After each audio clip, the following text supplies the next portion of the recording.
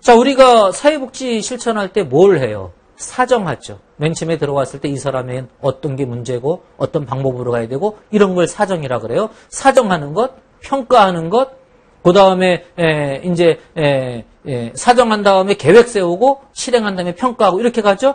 이러한 것을 이루어 나가는 일련의 과정에서 결국 뭐가 역할을 해주게 됩니까? 예, 이 이론이라는 것이 그 실천의 적절한 지점들, 방법들, 그 다음에 평가의 근거들, 이러한 것들을 제공해 주잖아요. 그러니까 성격 이론이라는 것, 이러한 이론들이 사회복지 실천하고 동떨어져 있는 게 아니다라는 거예요. 사람들이 흔히 이야기하기를 학교에서 배우는 거하고 현장하고 다르다라는 이야기 많이 해요. 굉장히 공부 안 한 사람들이 이야기하는 거예요. 왜 그런가 하면 아무렇게나 실천하려면 학교에서 배우는 거랑 현장이랑은 다르다라고 이야기하는 게 맞아요. 그런데 실천 현장에서 어떤 문제를 인과론적으로 보고 그거에 따른 방법을 찾아내고 그거에 따라서 평가를 해나가는 건 결국 이론에서부터 나오는 거거든요. 따라서 이 현장이 이론 그대로 움직이는 건 아니지만 현장을 이해하고 거기에 적절한 과학적인 어떤 접근 방법을 가지려면 이론에서부터 시작하지 않을 수가 없는 거예요. 그러니까 실천과 이론은 떨어져 있는 게 아니다라는 것. 이게 굉장히 중요하다라는 것. 성격 이론이 바로 그러한 것에 역할을 더해준다라는 것. 이걸 우리가 볼 수가 있습니다. 그 다음에 정리하면서 이제 전체적으로 정말 중요한 포인트는 뭔가 하면은 이러한 성격 이론들이 결국은 어떤 역할을 하는가 하면 사회복지 전문직의 전문성을 강화시켜 주었다라는 거죠. 사회복지 전문직의 전문성을 강화시켜 주었다라는 거예요.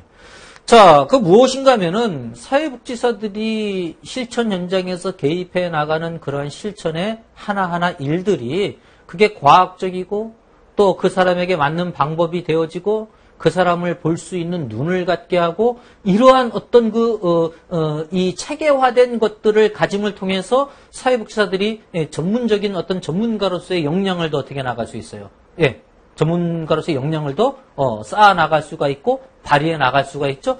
따라서 성격 이론을 비롯한 이러한 이론들이 실천에 있어서 전문직의 기초가 되어진다. 또 전문성을 높여준다라고 이렇게 이야기해 볼 수가 있는 거예요. 과거의 사회복지는 사실 굶어 죽어가는 사람한테 밥을 갖다 줬으면 됐어요. 그게 초창기 때의 사회복지예요. 하지만 지금은 다양한 사회 문제가 나타나고 다양한 욕구를 충족시켜주는 게 사회복지예요.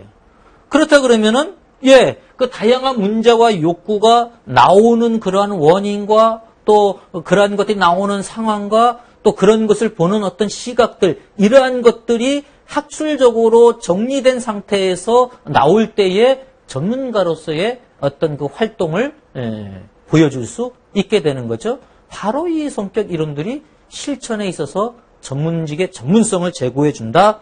또 실천의 근거를 제공해 준다라는 이러한 관점에서 굉장히 중요하다라고 이렇게 이야기해 볼 수가 있겠습니다. 자, 그래서 거기 코어라고 이렇게 여러분 교재를 읽다 보면 제가 코어라고 표시한 부분이 있고 CF라고 표시한 부분이 있어요. 다 관심 있게 봐야 할 부분입니다. 하지만 이 코어라는 것은 핵심이에요. 말 그대로 요거는 출제와 직접 연결되어지는 부분들이고요. CF는 그 이해를 할 때 좀 이렇게 이해하면은 더 이해가 하는데 도움이 된다라는 것들이거든요. 다 중요합니다. 하지만 이 코어 부분은 출제하고 연결이 직접 될 수 있는 부분들이니까 더 관심 있게 보시면서 이해하실 필요가 있는데 지금까지 설명한 걸 아예 핵심적으로 거기에다 코어로 정리했습니다. 자, 보시면 성격 이론이 사회복지 전문직에 기여하는 요소라고 하면서 첫 번째 과학적인 사정을 하게 한다. 다시 말해서 문제가 뭔지 이러한 것들을 과학적으로 들여다보게 해주는 것이 성격 이론이다라는 것. 실천에 그런 영향을 준다는 거고요. 두 번째 뭐예요? 원조를 하기 전에 뭘 세울 수 있게 해준다? 가설을 세울 수 있게 해준다.